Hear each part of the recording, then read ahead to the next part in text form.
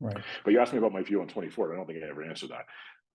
So we see a lot of distress. I would say we're probably fourth inning at this point on that. It really is very pervasive. A lot of operators, a shocking number, like I said, didn't get their capital stacks right, or they were buying a deal hoping to do a traditional value add, and they execute a business plan. It's working. The revenue's up. It's just not up enough to help offset where the refinance needs to be to cover the debt service, and so they can't get the same proceeds that they needed just to take out the original loan, and so they either have to come to the table to refinance with a bunch of money, or they have to force sell it, or it's the new cash in refi. We were all used to the cash out. We were used to the cash out refi, and now we're learning about the cash in refi. It's going the other way.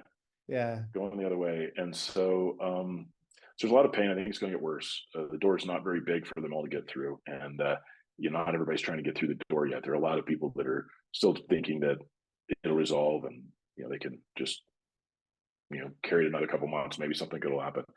But you do have the Fed in a situation where they've openly said they're on pause and probably they're already talking about cutting.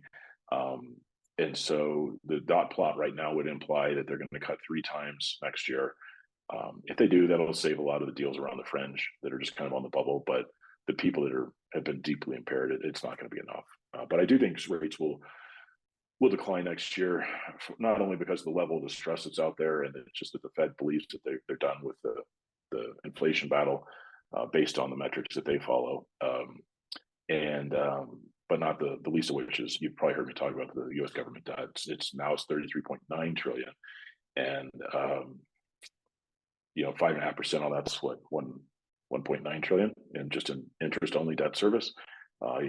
You put that in context, they collect, I think, 2.2 trillion ish in corporate and income tax together per year.